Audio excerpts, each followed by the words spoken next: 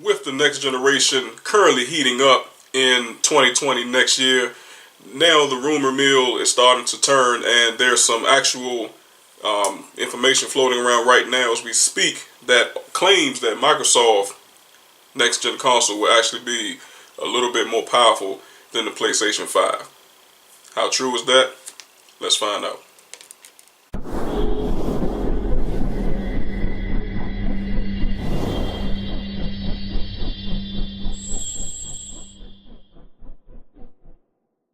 Hey, what's up guys? Welcome back to the DC Show. This is T. McNeil. Today is Monday, and let's get right into that information.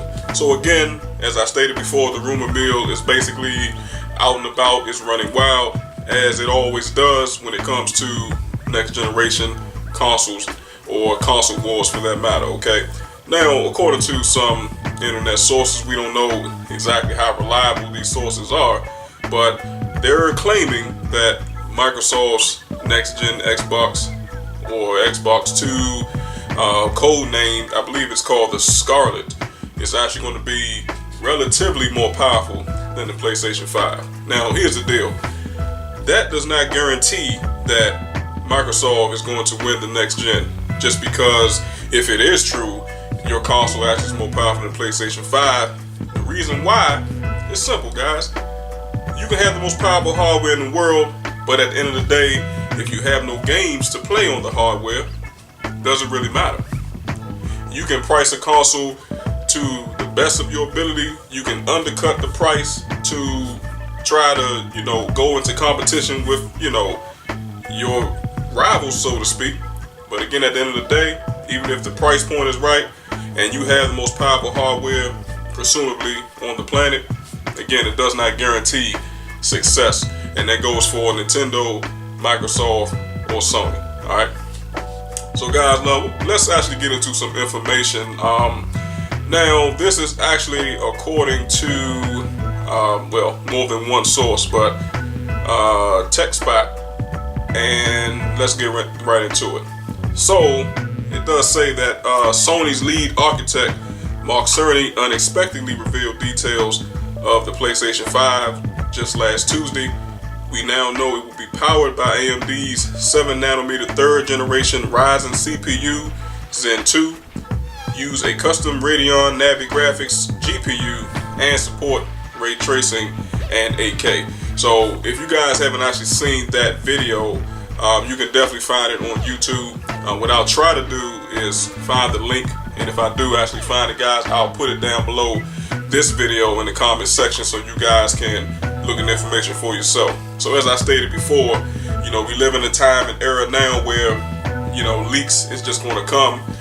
But this is not a leak, guys. This is actually from Mark Cerny, who's, again, the lead architect over at Sony. This is the same guy that actually developed the PlayStation 4. So he's now developing the PlayStation 5 as well. So we know that PlayStation 5 is on the same architectural scale as a PlayStation 4, with just updated graphics and chips, okay?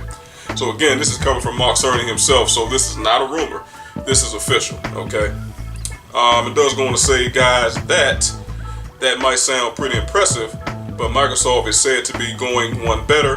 Now, Ansley Bowen, a founder and head editor of Seasoned Gaming, tweeted that multiple insiders have confirmed that Microsoft's Anaconda will be more advanced than its rivals. It goes on to say that back in December, we heard that 2 new Xbox machines would make up Microsoft's next-gen lineup, a cheaper device codenamed Lockhart, which is thought to be an Xbox One S successor with performance comparable to the current Xbox One X, and Anaconda, the flagship console that, like the PS5, will likely feature high-end AMD hardware and a SSD or solid-state drive, okay?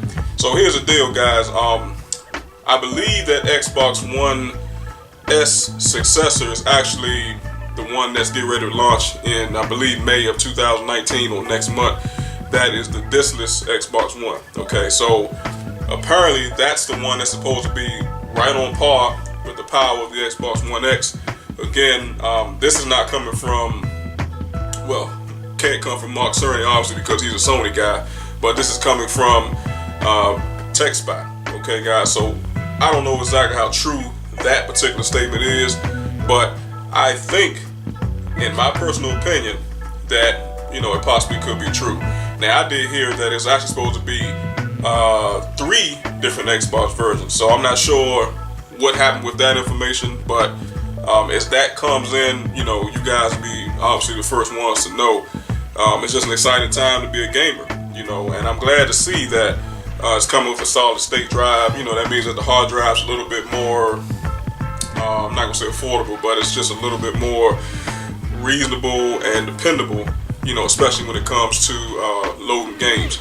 And that is a great thing, guys, because the more high-end the solid state drive is, the faster the loading times, okay? So that's obviously a great looking thing. Now, it does go on to say, guys, exactly how Anaconda will outperform the PS5 is still unknown, but the obvious answers would be a CPU with more cores and a faster clock speed, a more powerful GPU, extra RAM, and perhaps a faster solid state drive. This is no guarantee of success, of course. The Xbox One X is the most powerful console on the market right now, yet PS4s have sold almost double the number of Xbox One consoles. And I just made that point not too long ago, guys. It doesn't matter how powerful your console is because consumers want games, okay? And Phil Spencer, the head of Xbox, he's always talking about games, but dude, you're not producing any games, okay? I mean, your first party titles is really not selling like they used to. I mean, we can't all depend on Gears of War, okay? We can't all depend on Halo. These are old franchises, okay? But I'm not going to completely blame Phil Spencer because I blame us fellow gamers, okay? What I mean by that is, when these game studios, when they try to come up with new ideas, they try to come up with new games, the problem is the fact that we don't support it, okay? And I'm talking about fellow gamers, period. Gamers do not usually support new franchises. So the developers are not going to spend more money to make a sequel to a game, if the first one didn't sell. It's just like a movie. If the movie didn't do that well, they're not going to make a part 2. They're not going to make a part 3. That movie has to do extremely well in certain numbers, okay? The directors, the producers, the movie studios, they have certain expectations, okay, when they release a film. It's the same thing with the gaming studios. They have certain expectations about the number of copies that they want to produce and sell to the gamers worldwide. So if the franchise is not really selling how they want it to sell, they're not going to make a part 2, okay? So that's just the harsh reality of the gaming world, okay? So like I said, a lot of that's on us gamers too. So at the end of the day, Phil Spencer has to do his job by producing more games, okay? But at the same time, we have to give the developers a break and actually support brand new franchise and titles when they come out, so that gives us an opportunity to get brand new type of content, okay? And lastly, guys, Mark Cerny called the PS5 price point appealing, and analysts are expecting it to arrive at $499, so we can expect Microsoft flagship to cost around the same. It seems 2020 will be an exciting year for gamers. And that's the last point, guys. And the fact is, I said that in the last video about PlayStation 5 being at that $499 price point. It just makes more sense, okay? I don't know if they're really going to undercut each other this next generation coming up. I do expect Microsoft's next generation console to actually, as the article stated, to cost the same thing.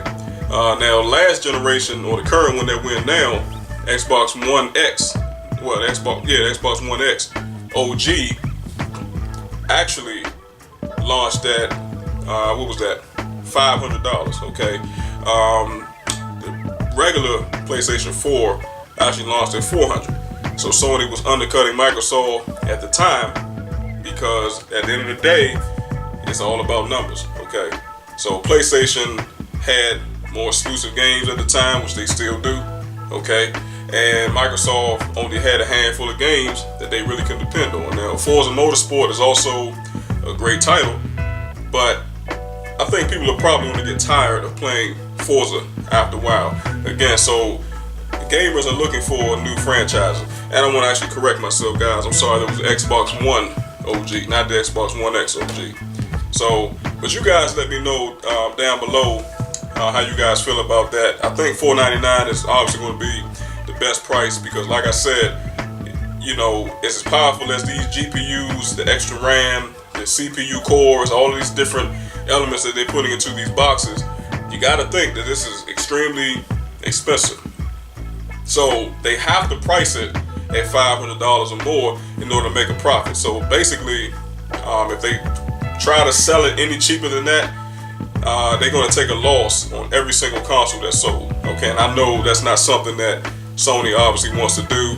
I think Nintendo actually took a loss on, I believe, the Nintendo Switch. Okay, now I could be a little off on that, but I do believe that they took a loss. Microsoft definitely took a loss with the Xbox One, you know, several years ago when that launched. Okay, and that was actually $500. So, with that being said, actually, PlayStation could also, or Sony for that matter, could be losing out on money as well. Okay, so they're doing that to try to make it more appealing, as Mark Cerny said, to try to make it a little more competitive pricing so that you're not paying an arm and a leg for the consoles. Because if it really was up to the game developers and you know, the big three, talking about Sony, Microsoft, and Nintendo, trust me guys, we will be easily paying $800 and up for these new consoles. Alright, so again, you guys let me know down below in the comment section how you guys feel about the information. Let me know also how excited you are for next gen. Are you ready? And what do you guys think about 2020 release and the $499 price point? Alright, so don't forget to leave those comments and questions down below. Also guys, make sure that you like and share this content. I would definitely appreciate that. Also, if you enjoy the content, make sure that you hit the subscribe button. And lastly, do not forget to tap that bell symbol. Very important, so that you receive notifications when the DC Show puts up new content. So I appreciate you watching and listening and tuning in. Until the next time, have a good one.